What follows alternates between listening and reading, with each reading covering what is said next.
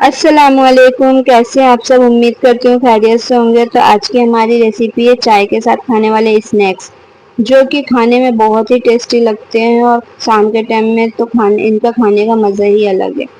तो इसे बनाने के लिए हमने लिया 1 कटोरा मैदा यहाँ पर, और यहाँ पर हमने ले लिया है नमक, जो इस चम्मच से हमने नाप कर ले लिया है। आपके पास जो भी चम्मच हो आप उससे नाप लें, और अपने जितना आपने मैदा लिया उसी अंदाज से आप नमक भी ले लें। और यहाँ पर लिया 2 चम्मच डालडा। डालडा लेने के बाद हमें आप यहाँ पे ऑयल भी ले सकते हैं, लेकिन हमने डालडा लिया है क्योंकि स्नैक्स में अगर आप डालडा डालेंगे तो ज़्यादा वो क्रिस्पी बन के तैयार होते हैं। इसके अब यहाँ पे हमने डाला है थोड़ा थोड़ा करके पानी, और पानी डालने के बाद हमें अपने आटे को अच्छे से गूंद लेना है। और इसे एकदम अच्छे से सॉफ्ट सा डो लगा लेना है। ज़्यादा सॉफ्ट भी नहीं करना, ज़्यादा हार्ड भी नहीं रखना है, बस मीडियम। तो देखिए हम इसी तरह से इसे गूंद लेंगे, और गूंदने के बाद हमारा डो तैयार है। इसे हमें 10 मिनट के लिए रेस्ट पे रख देना है। तो चलिए हम यहाँ पे हमने हमारे 10 मिनट पूरे हो चुके थे, तो हमने दोबारा से एक बार इसे और अच्छे से मसल लिया है। अब हम इसे बनाना स्टार्ट करेंगे। अब हमें इसे दो भाग में अलग अलग कर दिया है, और इसे अब लंबा करके इसका डो बना लेंगे। तो इसी तरह हाथ से इसे लंबा करना है, और उसके बाद हमें छुरी से इसकी लोई बना लेनी है। हमारे पूरे डो की हमें इसी तरह से लोई बना लेनी है। देखिए हम अब इसे क्या करेंगे, गोल गोल करके इस तरह से लोई बना लेंगे। लोई हमारी बन गई है और हमारा डो तैयार हो गया, पूरी सॉरी लोई बन के पूरी तैयार हो गई है। अब हमें इसे पतली पतली शेप में रोटियां बेल लेनी है, गोल गोल करके। हमें कम से कम एक रोटी नहीं बेलनी है, कम से कम 4 रोटी बेलनी है। तो देखिए हमारी एक रोटी पूरी हो गई है, ये दूसरी रोटी चल रही है।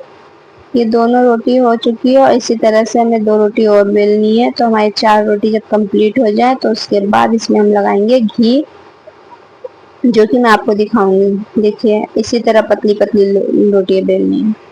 तो आप मेरी वीडियो कहाँ से देखते हैं ये आप मुझे कमेंट्स में ज़रूर बताइए। देखिए मैंने यहाँ पे लिया था घी, जो डालडा जिसे बोलते हैं। देसी घी नहीं लिया, डालडा लिया है। और डालडा में हमने डाला है यहाँ पर मैदा 1 चम्मच, 2 चम्मच डालडा है और 1 चम्मच मैदा है। इन्हें क्या करना है, अच्छे से मिक्स कर लेना है। मिक्स करने के बाद जब इसका पेस्ट बन जाए तो इस तरह से रोटी पे अप्लाई करना है हमें। आप हाथ से भी कर सकते हैं, ब्रश से भी कर सकते हैं, आपकी मर्जी, आप जिस तरह से करें। इसी तरह से इसमें डालडा लगाते जाना है, और इस तरह से इस पर ड्राई मैदा इसके ऊपर से डालते जाना है। बस इसी तरह करते करते हमें क्या करना है, 4 रोटियों को कंप्लीट कर लिया हमने। और अब इसे क्या करेंगे, हम इस तरह से हाफ हाफ शेप में फोल्ड कर देंगे। तो देखिए हमने अपना मैदा का पराठा एकदम इस तरह से बना लेना है, फोल्ड कर देना है इसे। तो फोल्ड होके हमने इसे अच्छे से बना लिया है। अब इसे हम क्या करेंगे, पतला करके बेल देंगे। तो इसी तरह से हमें बेलते जाना है जब तक ये पतला ना हो जाए। एकदम भी पतला नहीं करना है, मतलब इतना पतला करना, मीडियम साइज का पतला करना है। तो देखिए अब इसी तरह से इसे हम पतला कर लेंगे, और पतला करने के बाद इसकी शेप काटेंगे। तो चलिए हमारा पराठा बेल लिया है हमने।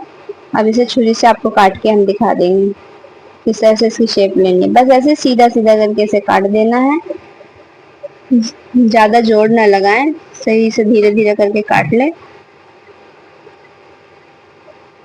देखिए बस इसी तरह से हाफ, आप पूरा भी वैसे लंबा शेप भी रख सकते हैं अगर आपको बड़ा रखना है। अगर आपको छोटा बनाना है इसमें, तो आप इसे ऐसे हाफ हाफ में करके इस तरह से हमें फ्राई कर लेना। कढ़ाई में हमने पहले से ऑयल डाल दिया था गर्म होने के लिए, तो ऑयल गर्म हो गया तो उसे फिर हमने धीमी आंच पे कर दिया था। अगर हम तेज आंच पे स्नैक्स को मतलब फ्राई करते हैं तो वो जल भी जाएंगे, और अंदर तक मतलब पूरे पकेंगे भी नहीं, जिससे उनका क्रिस्पी नहीं हो पाएंगे वो सही से। तो हमारे स्नैक्स देखिए यहाँ तैयार हो गया, और थोड़ा सा जो हमारा बचा हुआ उसे भी हम इसमें डाल देंगे, और इसी तरह से हमें फ्राई कर लेना है। उलट पलट करके इसे चला लेना है, और जब ये अच्छे से गोल्डन हो जाए तो इसे गोल्डन होने के बाद इसे भी एक प्लेट में इसी तरह से निकाल लेना है। तो देखिए अब हमारा स्नैक्स एकदम तैयार हो गया, तो हमने इसे भी प्लेट में निकाल लिया है। तो चलिए हमारे कितनी इजी तरीके से मैंने आपको इसमें ये रेसिपी बताई है। बस नमक और मैदा और थोड़ा सा डालडा भी, बस इसी से हमें इस स्नैक्स को पूरा तैयार करना। और ये वाकई में बहुत टेस्टी बना था। और बहुत क्रिस्पी भी बना था। तो अगर आपको भी हमारी वीडियो पसंद आई हो तो इसको आप एक बार ज़रूर ट्राई करें और अपने घर में बना के ज़रूर खाएं और हमारी वीडियो को लाइक करें, शेयर करें, कमेंट्स करें।